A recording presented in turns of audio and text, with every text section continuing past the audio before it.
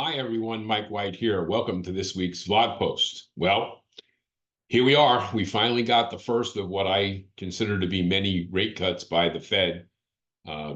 Jerome Powell and the Fed decided that they've waited long enough and the time to make their move was now. And they, with the exception of a dissenting vote, made the cut of 50 basis points to the short-term lending rate. And looks like this will be the first of many rate cuts to come in the future. They're already looking at probably another 50 basis points by the end of the year, whether that be 225s or another 50.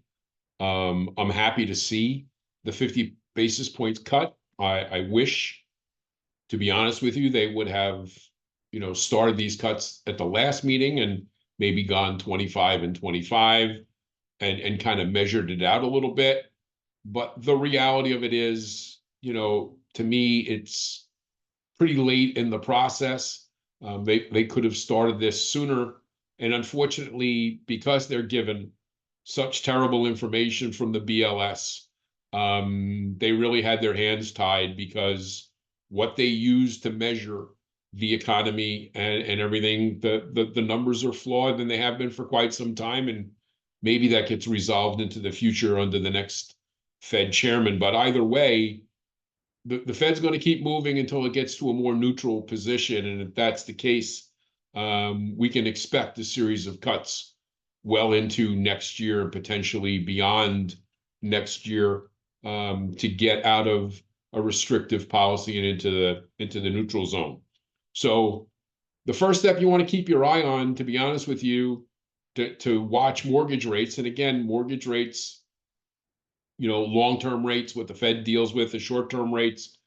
The first thing we've got to look at is how quickly can we get the yield curve back in line where, the 1 year is the smallest rate and the 30-year is the biggest rate until we get the yield curve straightened out, until we get some more normalcy into the markets and we see how these changes, these reductions in the short-term rates start to impact the market. And again, it takes 4, 6, 8 months before anything the Fed does actually shows up, on the streets. To be honest with you, this is mostly an emotional response to what the Fed is doing. So once the yield curve straightens out, I'm pretty sure we'll see more direction in where we can expect and anticipate mortgage rates to go. But as I've said before, I think it's slow and steady lower. I think we're going to be dealing with that,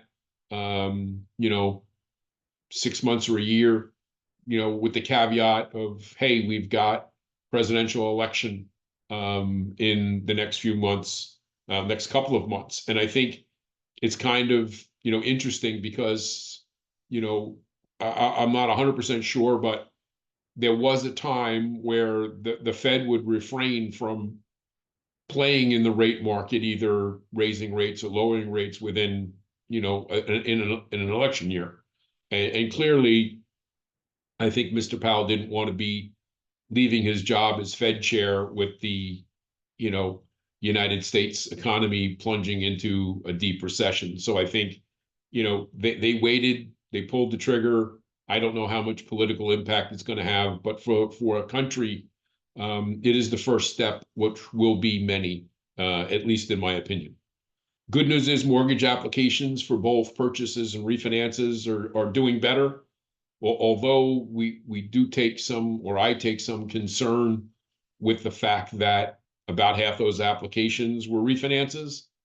And I just wonder to myself as I guide my clients through this process, I wonder if all of those people who are refinancing had a conversation with that lender about the benefits of selling their house and buying the next one, as opposed to selling, or just lowering their rate on this particular house. I've always made it a piece when it comes to refinances. Are these people in their forever home? Because if they're not, getting them into that forever home is a bigger priority and locking in that price, because as we've seen, home prices are continuing to go higher.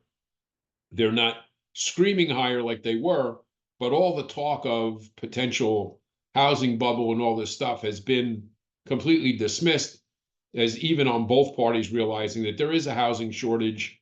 There continues to be a housing shortage. We're building less houses per year than we are taking in, than we are building new families or people to occupy those properties, which is why we see the, increased construction of multifamily units. Again, single family homes is what a lot of people want, and unfortunately, apartment buildings and multifamily properties are, also a significant part of the building process.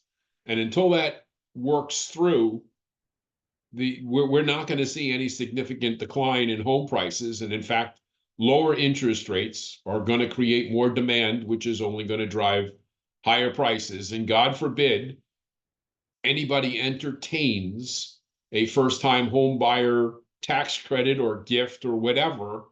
We have talked about this repeatedly.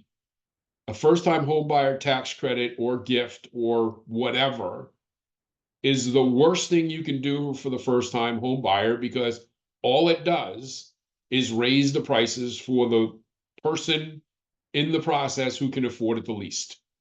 So you want to get rid of, you want to help first-time home buyers and find a way for people to build more houses, get rid of the regulations and the taxes and all this other stuff that builders or whatever have to pay, so that they can build houses that people can afford to buy, as opposed to building what makes them the most money on the limited amount of opportunities that they have. Again, get off my soapbox, I get it.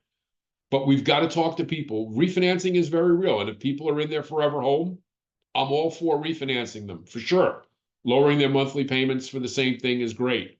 But for many people, we know they've got untapped equity in that house. They can sell this current house and put themselves in a much better position in their next and forever home. So keep that in mind as we go forward, because it is an important thing.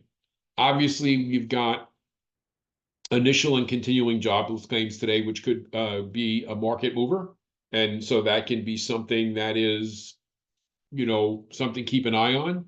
But I'm thinking that, we're going to digest this. I think mortgage rates as well as short-term rates coming down, but mortgage rates, I think, are going to continue to slowly go lower. I don't think you're going to see a huge drop. The bottom's not going to fall out of the rate market. And I know everybody's going to be calling you, well, the Fed cuts, that means my mortgage rate's 0.5% low. Well, no, it's not that way. So if you haven't prepared that answer, get yourself squared away on how you're going to answer those questions, the reality of what this really means. And as always, if you have questions or comments, it's Mike, imtcoaching.com. We'll talk to you again real soon. Take care.